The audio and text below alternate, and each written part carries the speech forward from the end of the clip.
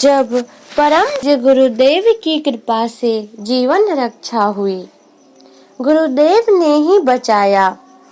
सन 1981 का वर्ष था। पूज्य गुरुदेव चित्रकूट गायत्री शक्तिपीठ की प्राण प्रतिष्ठा करने आने वाले थे। मेरे पति पूज्य गुरुदेव से पहले से ही दीक्षित थे। उन्होंने चित्रकूट चलने का आग्रह किया और मैं ना नहीं कर सकी। दोनों चित्रकूट पहुँचे। गर्मी के दिन थे, तेज धूप थी। पूज्य गुरुदेव की एक झलक पाने के लिए भारी भीड़ उमड़ी थी, लेकिन वो अनुशासित थी। रोड के दोनों ओर लाइन में खड़ी थी। लाइन चित्रकूट से लेकर करवी तक लगी थी। लगभग शाम 4 बजे उनका आगमन हुआ। सभी गुरुदेव के नाम के जयकारे लगाने लगे।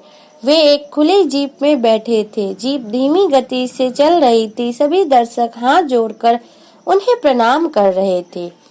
पूज्य गुरुदेव भी हाथ जोड़कर उनके अभिवादन स्वीकार कर रहे थे। लगभग 2 घंटे में जीप शक्तिपीठ पहुंच पाई। चरण स्पर्श का तांता लग गया। मैंने भी चरण स्पर्श किए। तभी घोषणा हुई कि जिन्हें दीक्षा लेनी हो वे प्रातः 5 बजे दीक्षा के लिए पहुंचे। मेरे पति देव ने मेरा भी नाम दीक्षा के लिए दे दिया। दूसरे दिन प्रातः समय पर आकर हमने दीक्षा ली। पूज्य गुरुदेव ने सभी को शांति कुंज आने का निमंत्रण दिया। उसी वर्ष आश्विन नवरात्रि में हम दोनों का शांति कुंज जाने का संयोग बन गया। जैसे ही हम लोग शांति कुंज पहुंचे, गुरुदेव सामने ही मिल गए। वे बगीचे में टहल रहे थे। हम दोनों ने उन्हें साष्टांग प्रणाम किया। मेरी ओर देखकर गुरुदेव कहने लगे, अच्छा बहू को भी लाया है।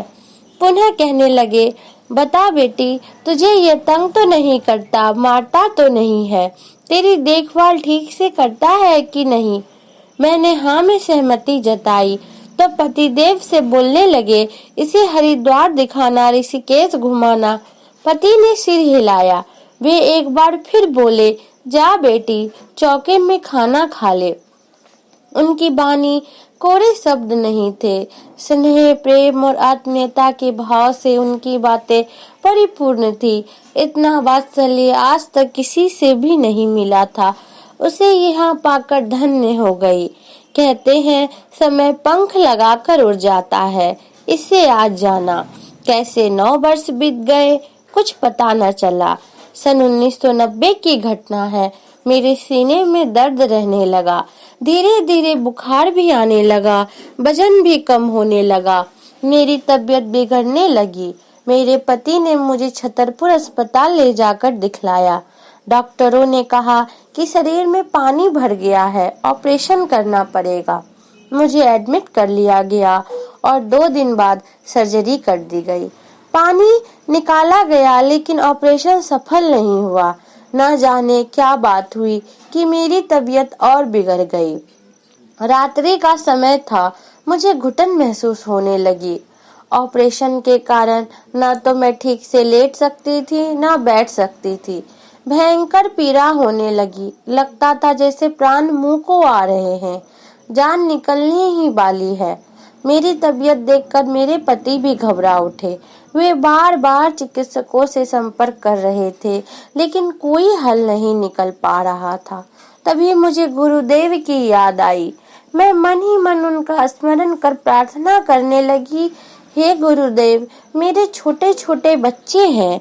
यदि मुझे कुछ हो गया तो वे अनाथ हो जाएंगे। उन्हें पालेगा कौन? मुझे बचा लीजिए।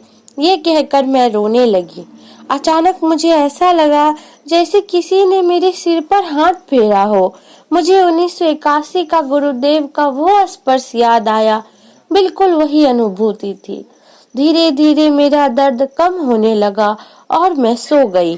दूसरे दिन डॉक्टरों ने मेरा दोबारा ऑपरेशन किया और ढेर सारा पानी निकाला। वे चकित थे कि इतने पानी के बाद भी मैं जीवित कैसे थी। मुझे गुरुदेव पर पूर्ण विश्वास था। इस घटना से उसमें और बढ़ोतरी हुई। अब मैं घर गृहस्थी से जितना समय निकाल पाती हूँ उसे मिशन के कार्यों में नियोजित करती हूँ।